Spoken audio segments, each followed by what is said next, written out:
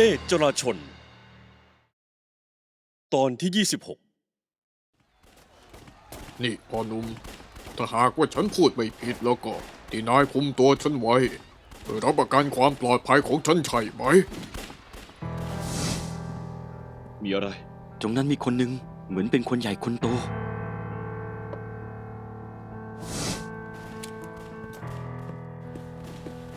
ถ้าคุณลงจากเรือก่อนพวกเขามองออกแน่ว่าคุณคือคนสำคัญและทำร้ายคุณเพื่อสร้างความวุ่นวายและช่วยคุณคนนั้นออกมาถึงจะรักษาความลับได้แต่พวกเขาก็ล้มเหลวไม่ว่าเพื่อแลกกับคุณคนนั้นหรือเพื่อแก้แค้นคุณก็เป็นเป้าหมายแรกเมื่อเทียบกันแล้วคุณอยู่บนเรือจะปลอดภัยกว่าเว้นแต่พวกเขาอยากตายไปด้วยไม่งั้นไม่ลงมือกับคุณคนนั้นแน่ดังนั้นที่คุณให้คนคนนั้นที่เป็นตัวปลอมลงไปก่อนล่อให้สายลับญี่ปุ่นลงมือเราจะได้จับพวกนั้นได้ทั้งหมดดีเป็นระเบียบชัดเจนทำได้ไม่เลวแต่ฉันอยากรู้มากว่านายเป็นใคร ผู้น้อยหวินหงเซิน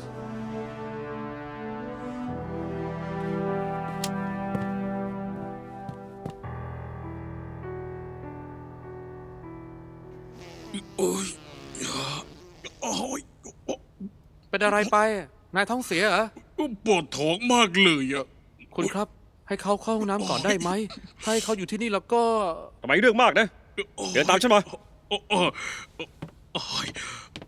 อุ้ย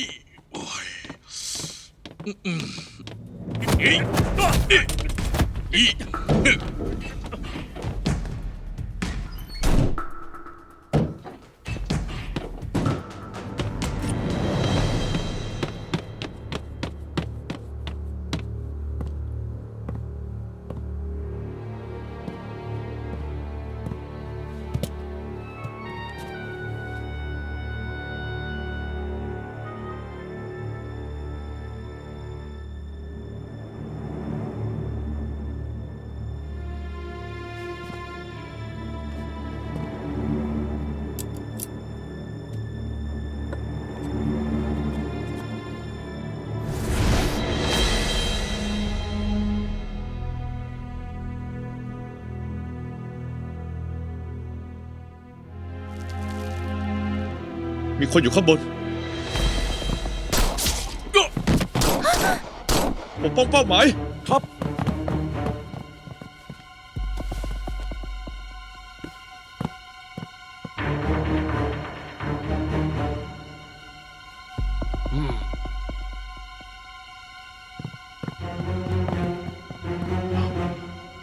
ตายแล้ว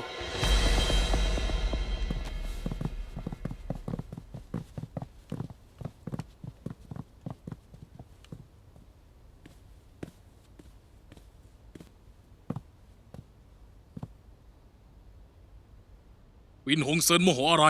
เพราะมีคนตายคนหนึ่งเนี่ยนะ รองหัวหน้าก็แค่รู้สึกไม่ดี มีคนตายทั้งคนใครจะรู้สึกดีฮะ พูดไม่คิด เป็นต้นกล้านี่ที่หัวหน้ากับรองหัวหน้าจูบ่มเพาะออกมาขายหน้าคุณซื้อแล้ว ผมไม่กล้ารับคำชม เป็นเพราะว่าหัวหน้าชอบคนเก่ง ตอนนี้ข้างนอกปลอดภัยแล้วออกไปได้แล้วครับ เชิญครับคุณซื้อ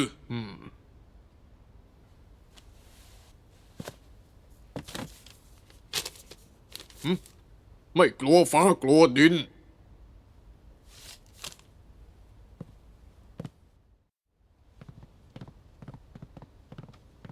ออกไป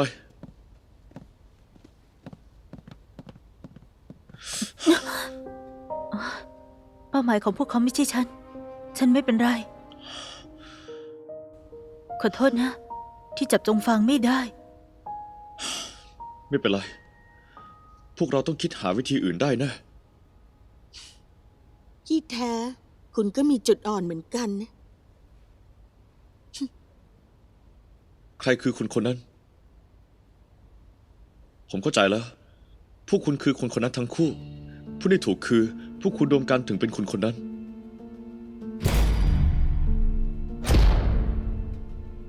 ดูถ้าพวกเธอสองคน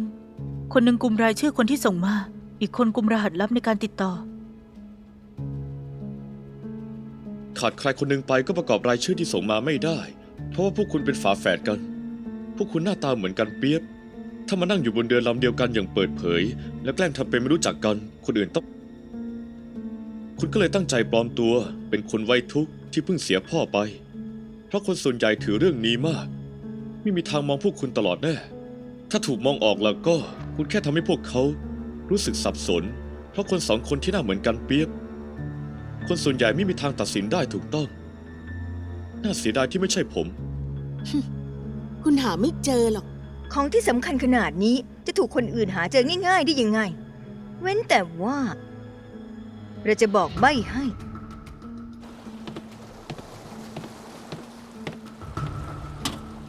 ทางนี้ไม่ต้องถูหรอก ไปซะ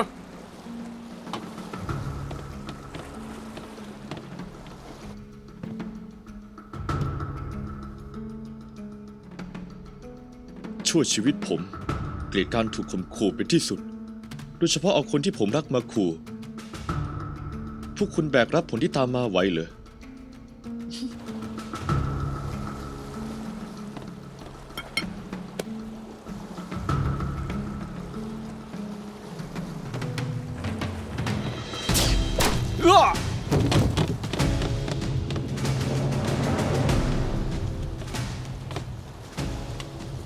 อย่าประเมินตัวเองสูงไป พวกคุณจะไม่ได้อะไรเลย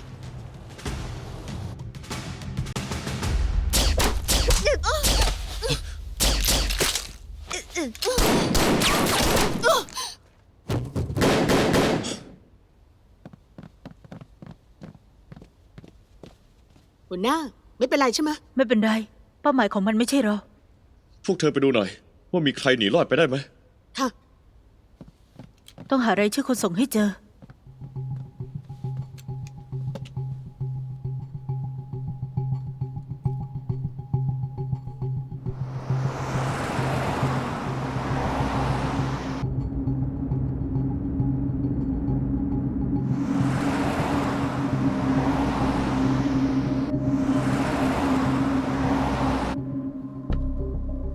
ของสำคัญขนาดนี้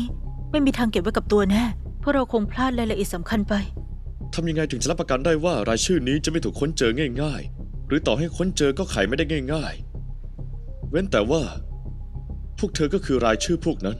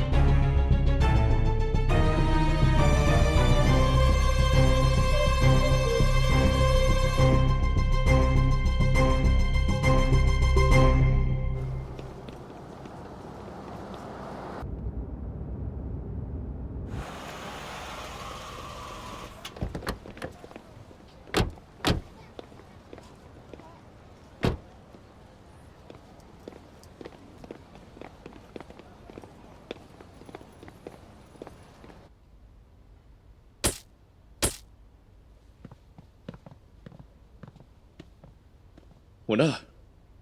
หัวหน้า พวกเขาตายได้ยังไง ถูกฆ่าปิดปาก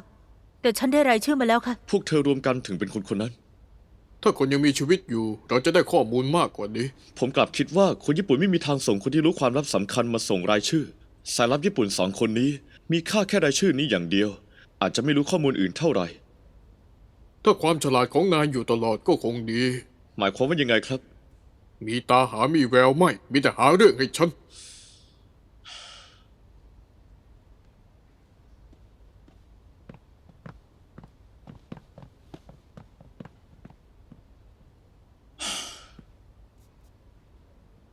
ฮัลโหล รัฐมนตรีหยาง เครื่องเรือนที่คุณจองไว้ เกรงว่าเดือนนี้จะส่งของไม่ได้แล้ว คนงานคนหนึ่งในร้านป่วยจนเสียชีวิตกำลังคนไม่พอจริงๆ เกรงว่าต้องรบกวนคุณรออีกหน่อย ขอโทษนะครับ รัฐมนตรีหยาง ก็ได้ ฉันจะรอไปก่อน เกิดเรื่องอะไร ที่ท่าเรือกันแน่ หลังจากที่คนญี่ปุ่นทำสิ่งที่เรียกว่าพันธบัตรออกมาหวินมู่จือกับหยางจือหมิงก็ร่วมมือกันวางแผนปฏิบัติการชิงทองเนื้อหาของปฏิบัติการคือการย้ายทองคำสำรองของธนาคารแห่งฝรั่งเศสใต้จมูกคนญี่ปุ่นเอาไปซ่อนไว้ก่อนแล้วค่อยหาโอกาสส่งไปยังฐานต่อต้านญี่ปุ่นทางแนวหลังจางเสี่ยวเฉิงคือผู้รับผิดชอบปฏิบัติการชิงทองโทรศัพท์สายนั้นเมื่อวานตอนเช้าก็เป็นเขาที่โทรมาคุณหยางครับผมคือในหน้าขายบ้านคุณพรุ่งนี้ผมจะกลับบ้านเกิดไปหาญาติบ้านของคุณต้องฝากคนอื่นดูแลแล้วจางเสี่ยวเฉิงส่งข้อความมา2 อย่างทางโทรศัพท์ 1. ปฏิบัติการชิงทองมีปัญหาเขาต้องรีบถอยทันที 2. เขาจะรีบไปฉางซาเพื่อไปรายงานกับหยางจือหมิงต่อหน้าระวังน่าเสียดายที่ยังไม่ทันติดต่อก็พลีชีพนี่ทำให้ในขณะที่หยางจือหมิงเศร้าโศกก็รู้สึกกังวลเป็นอย่างมากปฏิบัติการชิงทองเกิดปัญหาอะไรขึ้นกันแน่ทำไมในองค์กรถึงไม่รู้เรื่องนี้เลย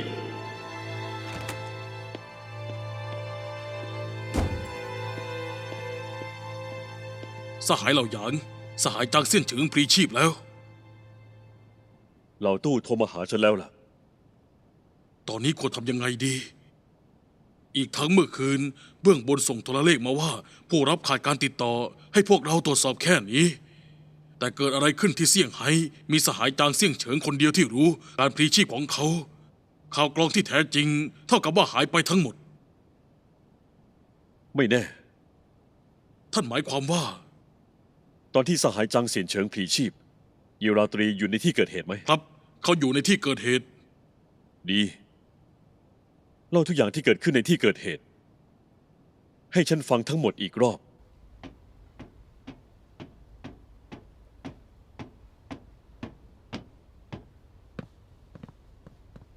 คุณชายรองใช่ไปได้หรือยังคะ คุณเคยเจอผมที่ไหน คุณยังไม่รู้สินะคะ เสี่ยวฉีกับเสี่ยวโจถึงบ้านอย่างปลอดภัยแล้ว คุณจะกลับเซี่ยงไฮ้เหรอ ค่ะ หน่วยข่าวกรองมอบหมายภารกิจใหม่แล้ว จะไปเมื่อไหร่ เดี๋ยวนี้เลยค่ะ ได้ รักษาสุขภาพระวังตัวด้วย แน่นอนค่ะ คุณก็เหมือนกัน ลาก่อนค่ะ เดี๋ยวก่อน คุณชื่ออะไรเหรอครับ ฉันชื่อจิ้นหันฟาง คุณชายรอง ขอบคุณนะคะที่ยินดีจำชื่อของฉัน ฉันไปนะคะ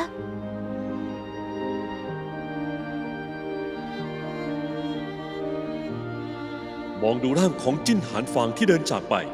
หวินหงเซินรู้ดี ว่ายังมีสหายร่วมรบนับไม่ถ้วนคอยต่อสู้ในแนวรบที่ซ่อนอยู่อย่างเงียบๆเหมือนเขา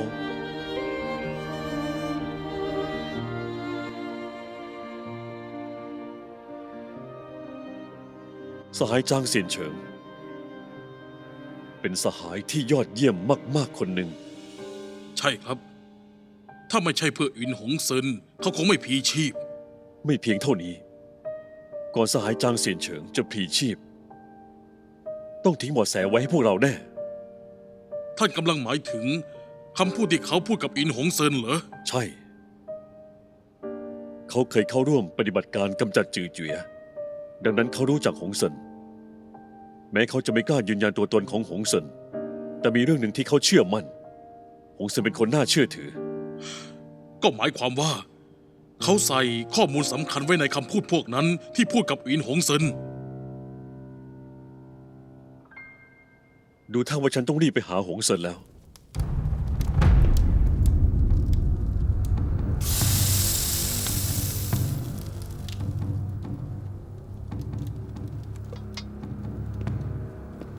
เธอจะทำแบบนี้ไปทำไม ยังไงพวกเราก็รู้จักกัน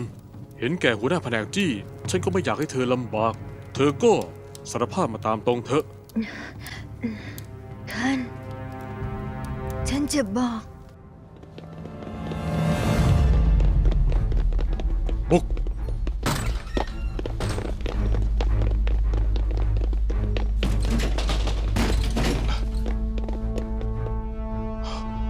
คนครับ ค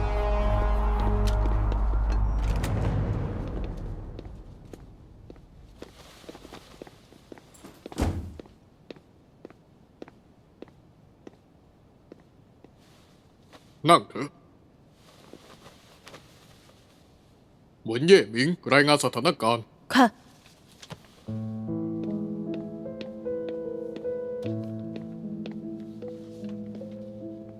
เรื่องทั้งหมดนี้คงต้องเริ่มจากคู่หมั่นของหัวหน้าแผนกจี้ เพื่อนร่วมงานหลายคนคงรู้ดีว่า หัวหน้าแผนกจี้มั่นเมื่อ1 เดือนก่อน กับพนักงานรับโทรศัพท์องค์การโทรศัพท์ อายุ 24 กำพร้าพ่อแม่ถูกเลี้ยงโดยญาติห่างๆความสัมพันธ์ของหัวหน้าแผนกจี้กับคู่หมั่นราบรื่น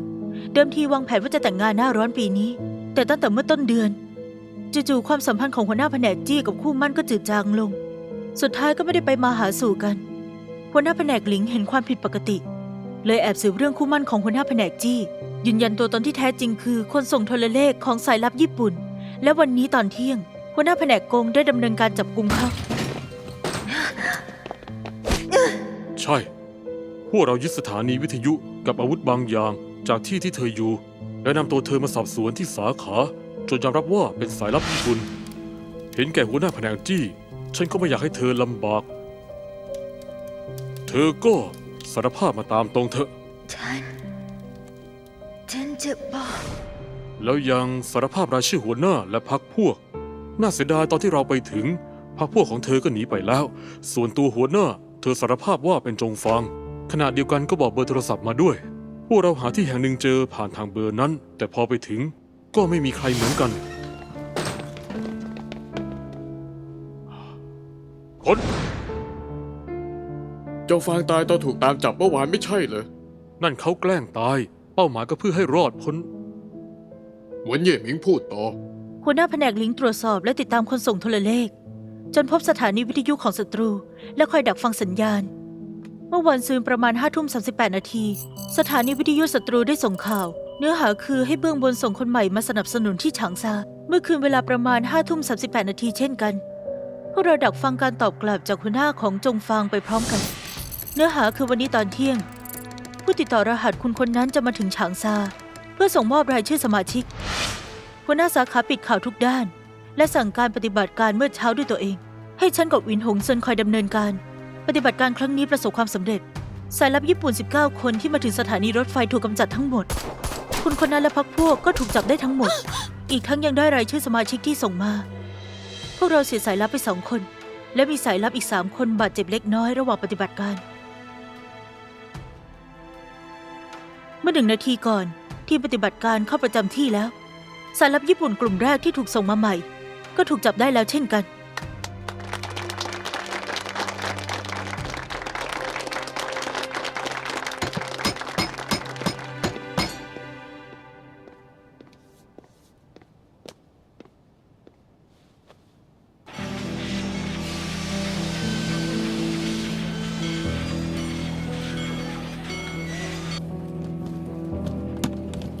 ค่อยๆนะ ระวังด้วยนะครับ ค่อยๆนะ คุณตาครับ ผมช่วยเอง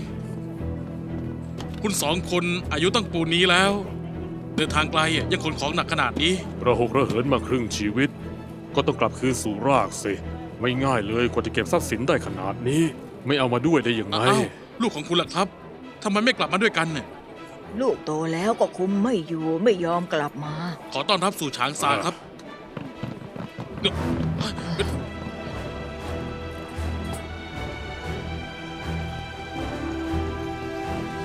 จอดรถ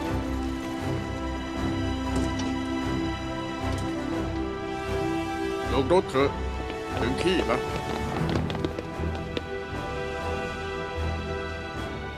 เร็วๆหน่อยกระฉับกระเฉง พี่ชาย ขอรบกวนยืมไม่ขีดหน่อย บุหรี่ของนายอ่ะเรียกว่าโจรสลัดใช่หรือเปล่า อ๋อ ไม่ใช่ พี่จำผิดแล้ว มันเรียกว่าโจรอะไรสักอย่าง เฮ้ย ไม่ต้องสนหรอก ยังไงซะ ก็ไม่ใช่คนดีอะไร ยกมือขึ้น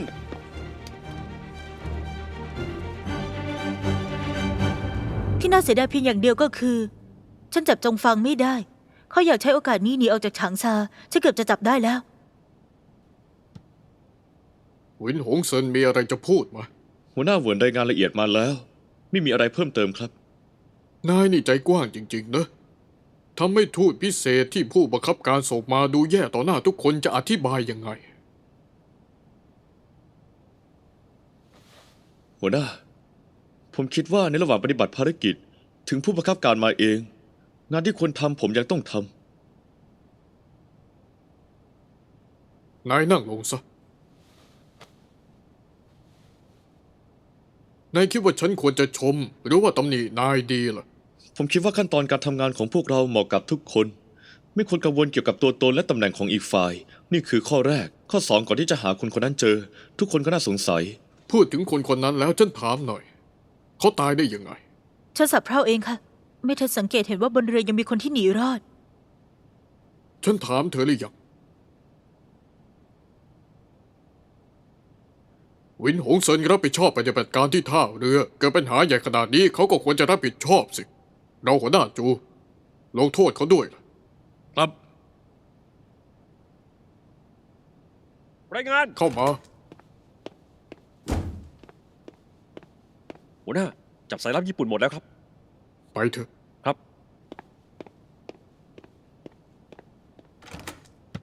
นับเป็นข่าวดีสำหรับทุกคน สายลับญี่ปุ่นที่เพิ่งส่งมาที่ฉางซาถูกจับได้หมดแล้ว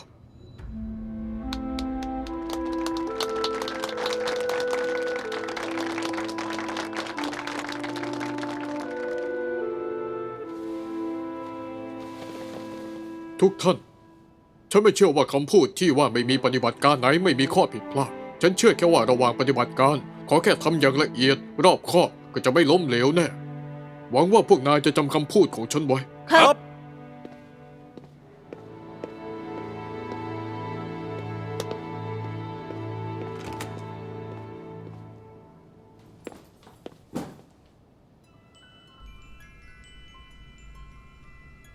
ดูเหมือนตอนนี้ เป็นไปได้ว่าหัวหน้าแผนกหลิงถูกใส่ร้ายจริง ใครจะใส่ร้ายเขาได้ ๆ เรื่องนี้พูดยาก หัวหน้าแผนกหลิงไร้น้ำใจล่วงเกินใครต่อใคร ให้นับแค่เรื่องนี้ คนที่มีแรงจูงใจจะใส่ร้ายเขาก็มีมากมาย แต่ถ้าพูดถึงความสามารถที่หลอกเขาตกหลุมพรางได้ ทั้งสาขาเราก็มีแค่ไม่กี่คนเอง ไม่กี่คนที่ว่ามันกี่คนล่ะ ผมว่ามีความเป็นไปได้มาก ก็คือหวินหงเซิน เหตุผล เขาอยากแก้แค้นให้หวินมู่จืงมาตลอดเลยพ่อหนุ่มคนเนี้ยวูบหนึ่งเป็นพระวูบหนึ่งเป็นมาร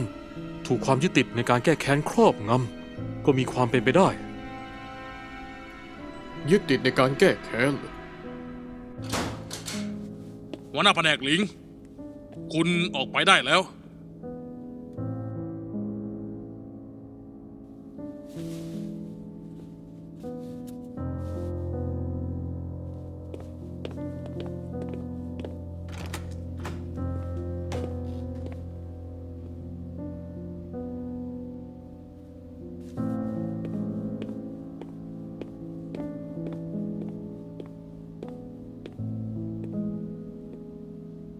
หัวหน้า ปฏิบัติการนี้ประสบความสำเร็จ สายลับญี่ปุ่นที่แฝงตัวอยู่ในฉางซาถูกจับได้หมด รายชื่อสมาชิกที่เพิ่งส่งมาเราก็ได้มาแล้ว จากนั้นล่ะ จากนั้นอะไร แปลว่าคุณยังไม่เลิกสงสัยผม ทั้งที่รองหัวหน้าสาขาก็น่าสงสัย แต่คนที่คุณสงสัยก็ยังเป็นผม แล้วยังไงล่ะ เพราะงั้นผมจะสืบต่อจนกว่าจะหาหลักฐาน มาพิสูจน์ความบริสุทธิ์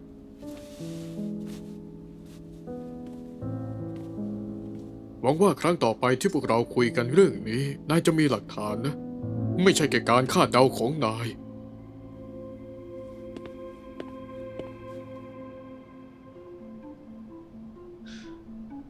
คุณครู ไม่รู้เรื่อง ฉันไหนจะก่อสงคราม ทำไมเขาบอกเรื่องนี้กับฉัน คิดอะไรอยู่ ไม่มีชีวิตชีวาเลย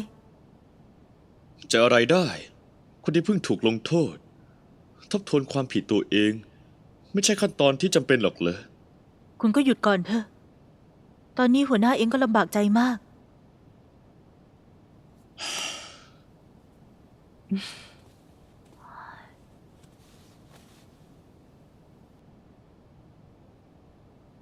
คุณซือเป็นคนที่ใจแคบ คุณทำให้เขาขายหน้าต่อหน้าทุกคน เขาต้องไม่ยอมแน่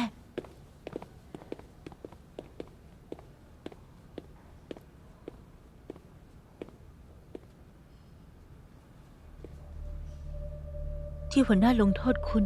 ก็เพื่อที่จะปิดปากเขา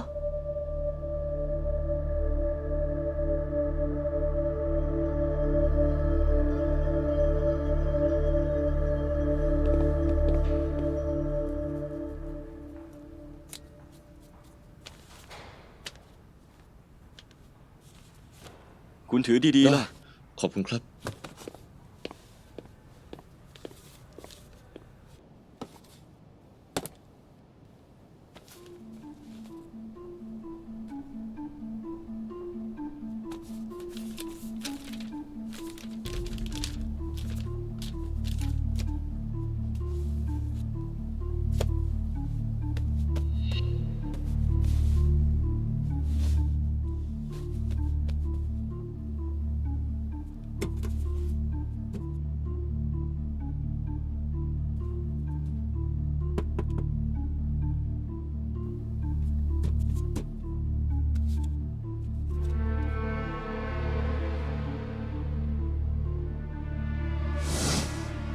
ระวัง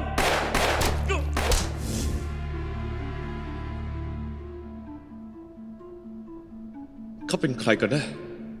ทำไมต้องช่วยฉัน ฮัลโหล คุณชายลองจิงหวีเองค่ะ มีอะไรเหรอ ที่บ้านเกิดเรื่องเหรอ เปล่าค่ะ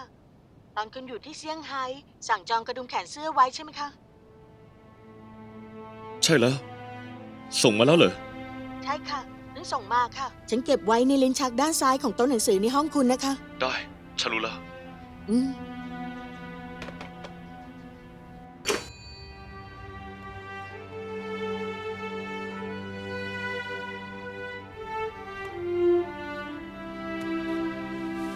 จิงอุ๋ย ค่ะ วันนี้ฉันไม่ได้มาที่นี่เลย กระดุมแขนเสื้อส่งมาที่บ้านเอง เข้าใจไหม เข้าใจค่ะ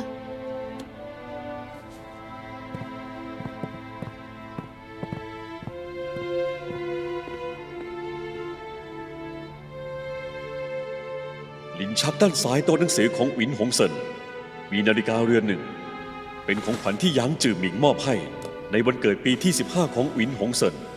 รวมกับกระดุมแขนเสื้อที่จิงอุ๋ยพูดถึง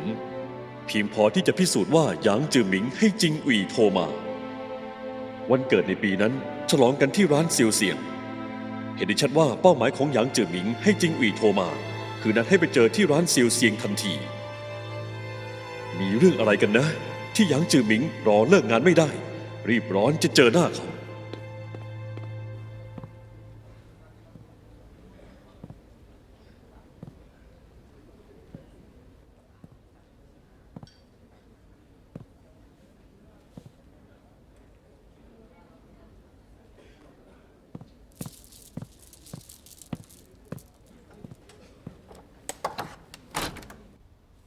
เซียวเซินเร็ว นั่ง ครับอาหยาง ไม่มีใครตามใช่ไหม ไม่ครับ ผมจอดรถไว้ไกลจากที่นี่ รีบร้อนขนาดนี้เพราะเกิดเรื่องใช่ไหม ก่อนที่จางเซินเฉียงจะตาย พูดอะไรไว้บ้าง จางเซียนเฉิงเป็นฝ่ายแล้วเหรอ กระเป๋าเดินทางเขาล่ะ อยู่ที่ผมครับ ผมตรวจสอบอย่างละเอียดแล้ว ไม่มีอะไรน่าสงสัย ก่อนเขาจะพลีชีพ พูดอะไรไว้บ้าง เด็กไม่รู้เรื่องฉะไหนจะก่อสงคราม ดูเหมือนเขาจะมีเรื่องที่ยังไม่ได้พูดอีกมาก เด็กไม่รู้เรื่องฉะไหนจะก่อสงคราม ทรยศล่ะ แย่แล้ว เกิดเรื่องอะไรครับ เซียวเซินนายอยากรู้เรื่องทองคำสำรองมาตลอดใช่ไหม ฉันจะบอกตอนนี้เลย ที่แท้จางเซียนเฉิง เป็นผู้เข้าร่วมปฏิบัติการทองคำสำรอง ใช่ เขาเป็นผู้รับผิดชอบปฏิบัติการชิงทอง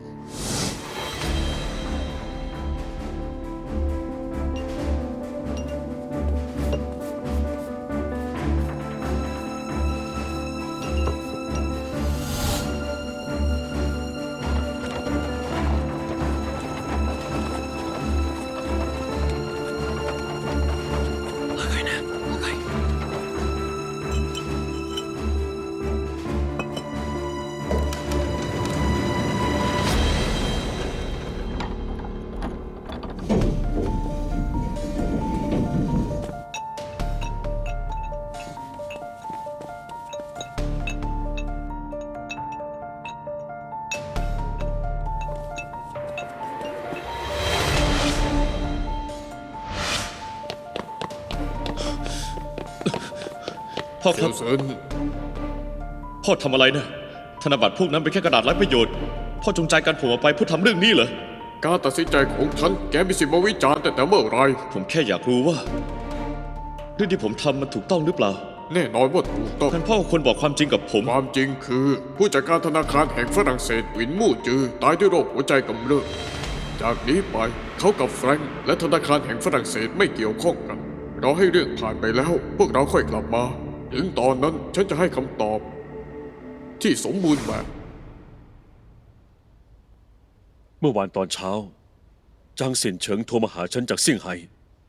อาจเป็นเพ่อศัตรูจับตาดูใกล้ชิด เขาไม่สะดวกจะพูด เขาพูดมาแค่2 เรื่อง เรื่องแรก ปฏิบัติการชิงทองมีปัญหา เรื่องที่2 เขาจะมาที่ฉางซาแต่เมื่อคืนนี้องค์กรส่งโทรเลขมา บอกว่า สหายซูเป่ยให้ส่งมอบทองคำขาดการติดต่อ เขาไม่ได้ติดต่อกับหัวหน้า ในเวลาที่กำหนด งั้นรวมข้อมูล2 อย่างนี้เราจะได้ข้อสันนิษฐานแบบนี้หรือเปล่า เมื่อวานตอนเช้าสหายซูเป่ยไปติดต่อกับจางเสียนเฉิงแต่การติดต่อล้มเหลว งั้นเรื่องนี้น่าจะเกิดขึ้นกระทันหัน ไม่ว่าจางเสียนเฉิงจะโทรหาอาหรือโทรเลขที่องค์กรส่งมา ข้อมูลที่ได้รับล้วนมีแค่อย่างเดียว สรุปแล้วก็คือปฏิบัติการชิงทองมีปัญหา และปัญหาเกิดขึ้นได้ยังไง อาจจะมีแค่จางเสียนเฉิงคนเดียวที่รู้ เขาเป็นอดีตสมาชิกใต้ดินมากประสบการณ์ เขาจะต้องทิ้งข้อมูลสำคัญ เอาไว้ก่อนตายแน่นอน เด็กไม่รู้เรื่องฉะนั้นจะก่อสงครามทรยศเขาจะบอกเราว่า มีคนทรยศอยู่ในทีมปฏิบัติการชิงทอง ใช่ ถ้าเขายังมีชีวิตอยู่ จะต้องช่วยพวกเราเรียบเรียงข้อมูลการทรยศได้มากกว่านี้ น่าเสียดาย ทำไมเขาต้องบอกข้อมูลสำคัญขนาดนี้กับผมล่ะ หรือว่าเขารู้ตัวตนของผม เดิมทีเขาเป็นลูกน้องของฉัน หลังฉันไปจากเซี่ยงไฮ้ฉันมอบกลุ่มของเขาให้กับพ่อบ้านสุยเขาเคยเข้าร่วมปฏิบัติการกำจัดจือเจี๋ยเลยน่าจะคาดเดาตัวตนจริง ๆ ของนายได้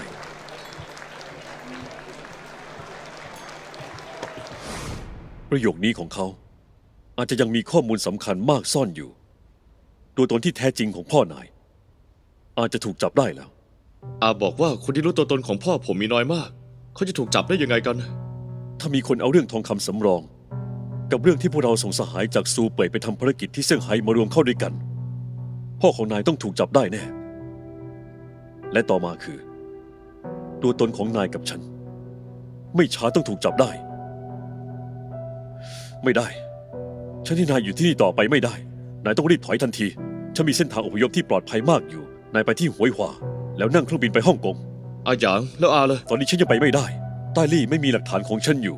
ฉันยังถ่วงเวลาได้อีกสักพัก นายวางใจเถอะ พอนายไปแล้ว หงฉี แล้วก็คนที่นายรัก รวมทั้งจิงอุ๋ย ฉันจะจัดการให้เรียบร้อย ฉันจะไม่ยอมให้ใครมาหาเรื่องพวกเขาได้อีกแล้ว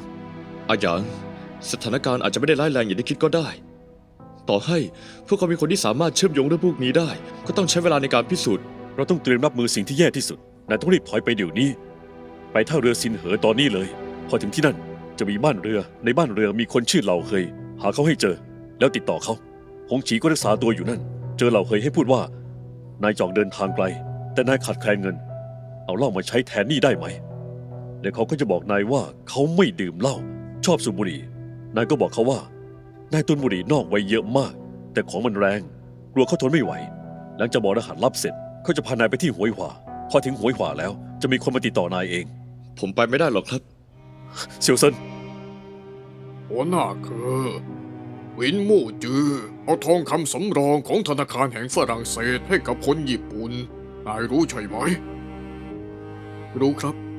อีกทั้งผมยังได้ยินว่าหลังจากที่คนญี่ปุ่นขนทองคำล็อตนี้กลับไป พอเปิดหลังก็พบว่าข้างในเป็นตะกั่วอัดแท่ง คนที่รับผิดชอบเรื่องนี้คือหวินมู่จือ แต่เขาเพิ่งจะส่งทองคำล็อตนี้ให้กับคนญี่ปุ่น เขาก็ตายแล้วนายไม่คิดว่าเรื่องนี้มันบังเอิญเกินไปเหรอ อาหยางครับ ผมยังมีอีกหลายเรื่องต้องท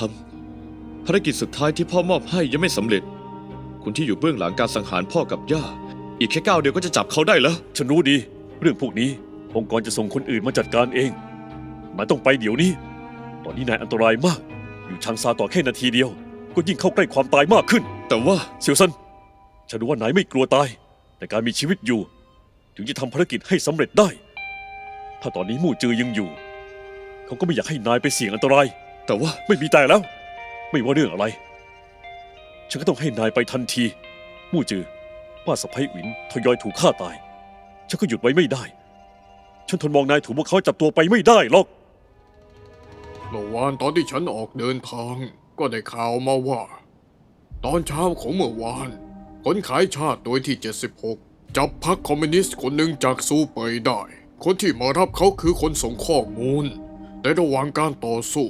พวกเขาฆ่าพรรคคอมมิวนิสต์คนนี้ คนส่งข้อมูลทรยศ คนส่งข้อมูลให้การว่าพรรคคอมมิวนิสต์จากซูเปยที่มาเซี่ยงไฮ้กำลังจะไปรับของสำคัญล็อตหนึ่งหัวหน้าเคยคิดดูนะ ของอะไรที่สำคัญขนาดนี้ ถ้าพิสูจน์ได้ว่าของล็อตนี้คือทองคำสำรองของธนาคารแห่งฝรั่งเศส ก็จะพิสูจน์ตัวตนของอินมู่จือได้ หัวหน้าคือนายยังไม่ต้องยุ่ง เรื่องที่เกิดในเซี่ยงไฮ้เรื่องเร่งด่วนในตอนนี้ นายต้องจับเป็นหวินหงเซินจากนั้นคุมตัวก็ไปที่ฉงชิ่งหวินหงเซินคนนี้ อยู่กับหวินมู่จือมา2 ปี ต้องเป็นพรรคคอมมิวนิสต์เหมือนกันนะคุณซือครับ ถึงหวินหงเซินเป็นพรรคคอมมิวนิสต์แต่ยังเขาก็เป็นแค่คนตัวเล็กๆจำเป็นต้องคุมตัวไปที่ฉงชิ่งด้วยเลย เขาเป็นแค่คนตัวเล็กๆแต่หยางจือหมิงที่หนุนหลังเขาไม่ใช่ เป้าหมายของพวกเราคือ จับหยางจือหมิงที่หนุนหลังเขาออกมา ฉันถามหน่อย โจฉีชอบเธอใช่ไหม คุณรู้ได้ยังไง เธอช่วยรั้งเขาหน่อย ฉันต้องการแค่5 นาที จะทำอะไร อย่าถามมาก ตกลงว่าเธอจะช่วยไหม ได้ค่ะ เสี่ยวโจ ออกมานี่หน่อย ฉันมีเรื่องจะคุยด้วย อะไร ทำงานอยู่นะ แค่คุยกันไม่รบกวนงานหรอก จะออกมาไหมอ่ะไม่ออกมาฉันไปนะ นี่อย่าฉันไปแล้ว นายมานี่ อ่ะ เฮ้ย แล้ว2 คนยืนอยู่ตรงนี้จะเกิดเรื่องอะไรได้ อ๋อ ใช่ จำได้ว่าครั้งก่อนนายบอกว่าถนนเต๋อหยางมีร้านอาหารต่างประเทศเปิดใหม่ พูดจริงหรือเป จะ ล่า โกหกทำไม ไว้วันไหนเธอว่าง ฉันจะพาไป อ้าวจริงสิ ที่จริงเรื่องของนายกับฉันบอกครอบครัวฉันแล้วนะ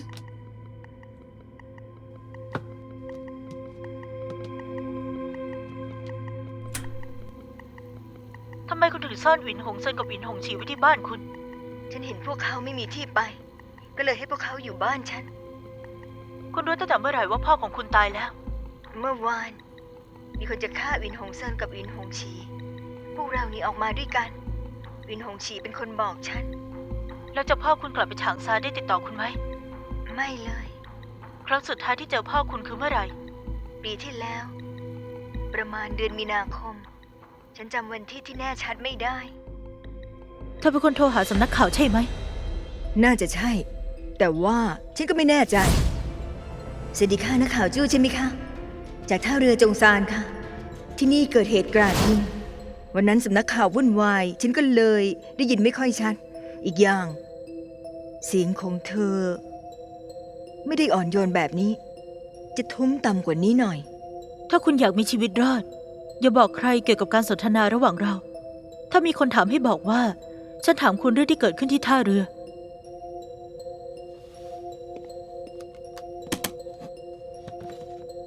นั้นเหรอ ขอแค่คุณอารับปากฉันให้ทำอะไรก็ได้ จริงๆนะ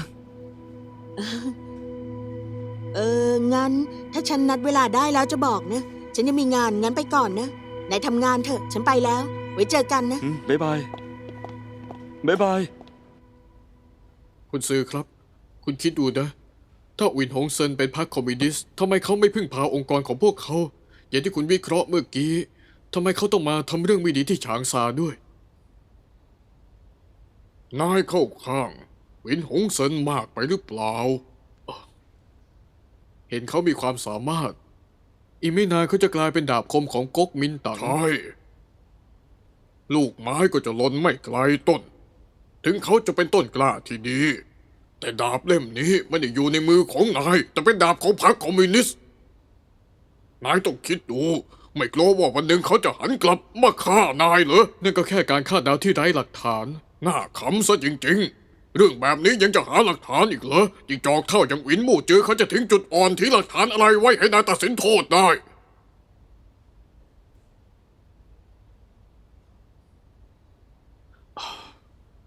คุณซื้อครับ นี่เป็นวิกฤตของประเทศ อีกทั้งสมุดรหัสของปาเกอร์ก็อยู่ในมืออุ๋นหงเซิน ให้เรื่องนี้เป็นกรณีพิเศษได้ไหมหัวหน้าคือ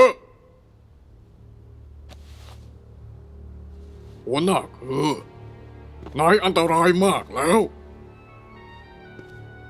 นายรู้ไหมถ้าไม่ใช่เพราะนายติดตามผู้บังคับการมานานเคยสร้างคุณงามความดีให้กับก๊กมินตั๋งตอนนี้ฉันสงสัยนายได้เลยว่า เป็นพวกเดียวกับสองพ่อลูกนั่น